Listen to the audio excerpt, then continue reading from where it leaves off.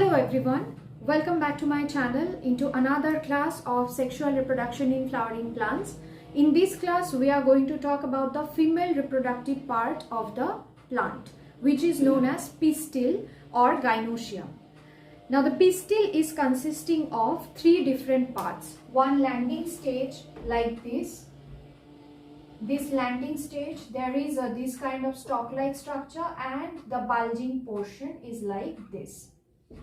The landing part is considered as stigma. This is considered as the style, the stalk-like structure, and this is considered as ovary. Now inside the ovary, this bulging part is considered as the ovary. What are the functions of the stigma and style? Let us first see that in the fertilization event, stigma will help the pollen grains to land upon them and to find out that whether the pollen grain is compatible to that particular species or not.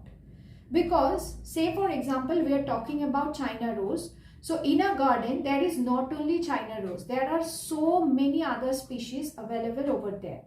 From each and every different types of species, say for example from marigold, from vinca rosea, from different rose, from different flowers, the pollen grains can come and fall on the stigma of the China rose. Now China rose will only do the fertilization, and only the fertilization event will happen when the China rose will detect that the pollen grain is of its own, not of rose, not of the other species. That is what called as compatibility. So to find out that whether this is compatible or not, there are several chemical structures, liquid and fluid, that sort of things are present over there. And there is also some yellow colored, there is also one term, let me first tell you about that term, that is pollen kit. It is very important to remember. This is one extra point. Pollen kit is found outside the pollen grain. That is in few cases like the pollen grains where the pollination will take place, the flowers where the pollination will take place through the insects or through the birds. In that cases, the pollen grains are little bit sticky, yellowish, jelly, that kind of a consistency. So that is what called as pollen kit. Okay. So by seeing that pollen kit, what are the chemical constituents over there, by seeing that the compatible factors can be matched. So that means we can say that stigma is the landing platform for the pollen grains. After that, once the compatible factor is matched and everything is okay, then the pollen tube will start to germinate. Now once the pollen tube will start to germinate, how this will reach up to the ovary? Because inside there, the megasporangium, that is considered as ovule, that is present inside the ovary. So up to here, the pollen tube must be reached. Now the pollen tube will go through this stigma, through this style or the stalk-like structure. So that is the function of the style, that it will give the path to the pollen tube to enter inside the ovary. Now let us move ahead into the deeper side view of the ovary. What is the structure of this? Inside the ovary, this kind of lobe-like structures we can find. These lobes are considered as locules. We can say that ovarian locule. Inside that ovarian locule, there is the presence of placenta. Okay. Inside that ovarian locule, there is the presence of placenta. And with the help of this placenta, few beads-like structures, this kind of structures are attached, and those are called as ovule. Now this is the inner side view of the ovule. The structure which you can see here, this is the inner side structure of the ovule. Can you see here a stalk-like structure? This is called as funicle. This stalk-like structure is called as funicle. Okay.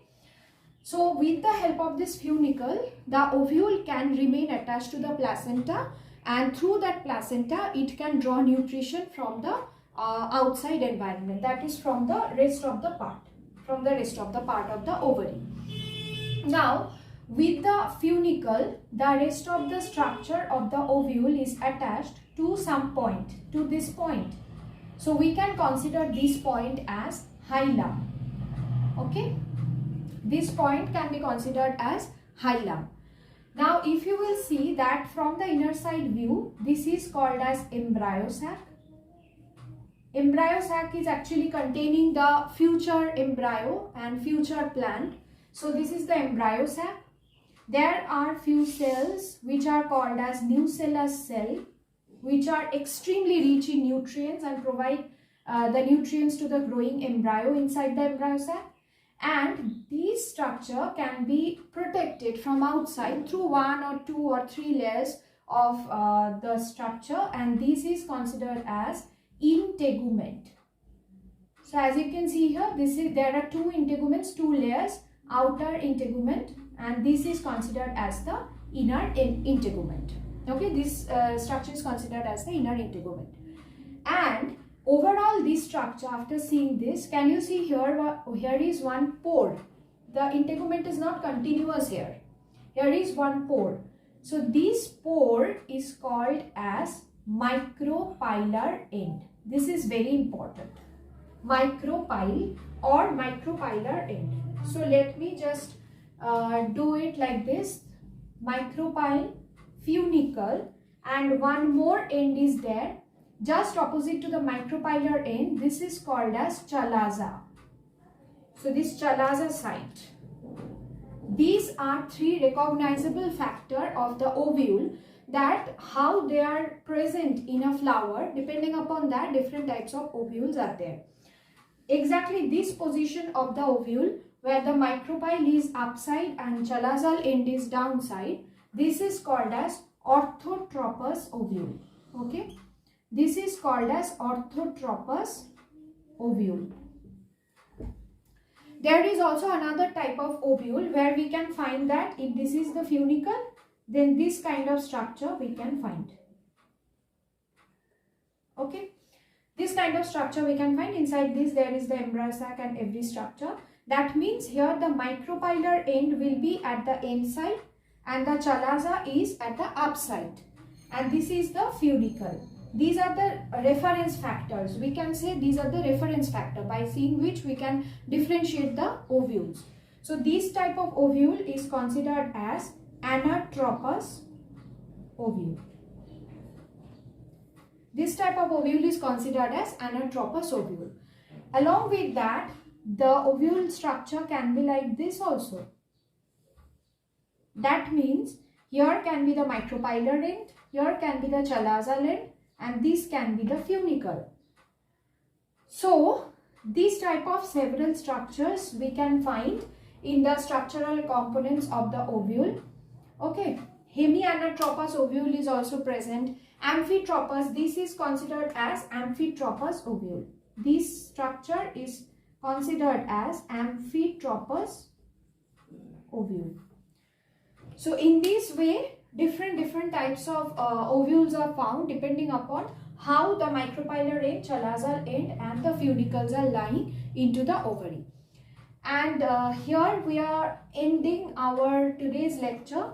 In my next video, I am going to share the development of the megasporangium and how the cell divisions are taking place for the development of the megasporangium. So if you found this video helpful, then do like, share and subscribe to my channel and stay tuned to my channel to see this kind of video further. Thank you.